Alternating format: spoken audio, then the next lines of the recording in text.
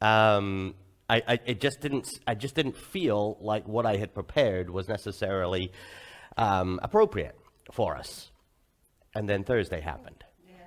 And all of a sudden, it occurred to me that the Lord knew what was going to be happening on Thursday, and He helped me prepare for that by Wednesday.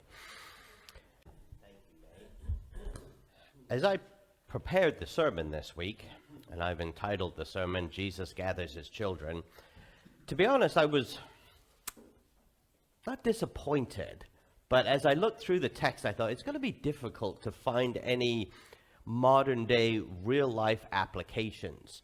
And so I prayed and I asked the Lord to lead me and guide me, and I followed what I felt was His direction in preparing the sermon.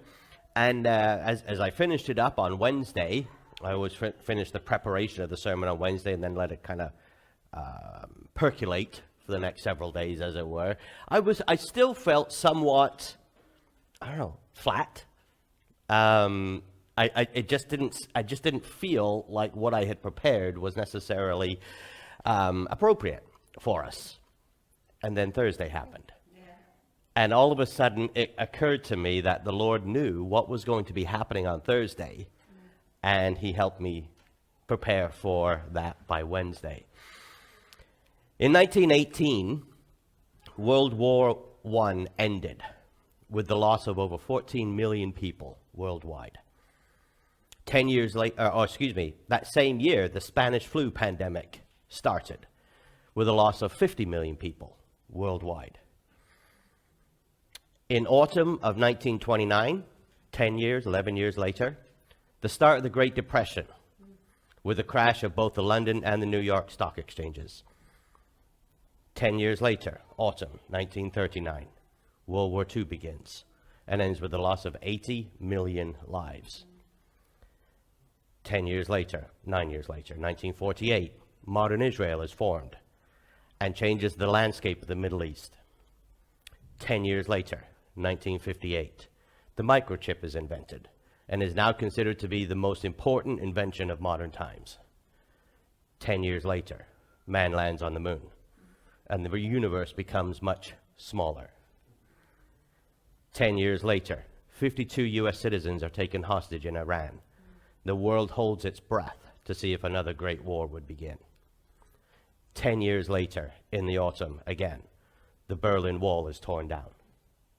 10 years later, the world holds its breath again to see if all of our modern technological wonders could survive us entering a new millennium. 9 years later, 2008, the stock markets crash again. We're still dealing with the fallout 15 years later.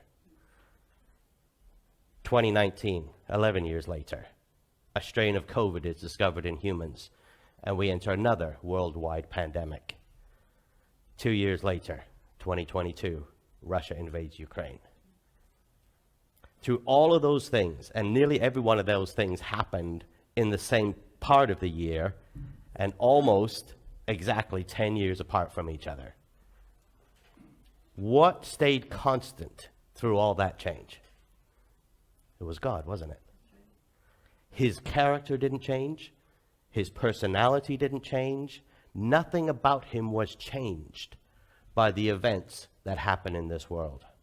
But something else happened every single time that one of those enormous events happened.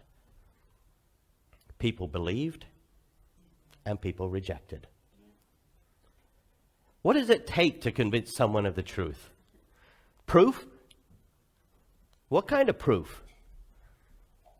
Do some people still not believe the truth even after they're shown the proof? When that happens, how does that make you feel? You're having an argument, you're having a debate, you're trying to convince them, you feel like you've shown them the proof, it's there, and they still don't believe. How do you feel? Annoyed? Disappointed? Angry? Do you feel like calling them names? Do you wonder if maybe I didn't present it right? Because if I had presented it right, you would see. For instance, you might be having a discussion about whether or not man landed on the moon, whether or not the world is round. Whether or not one type of car is better than another. Whether eating healthy is good for you. I mean, we could go on, and we can present the proof right there. Can't you see it? Well, today we're going to look at some irrefutable proof that Jesus is Lord and that he's everything that he said he was. But that proof was still not enough to convince some. Today I want to challenge you as you sit here, as you watch online. I want to challenge you once again. Let your eyes be opened to the truth and believe.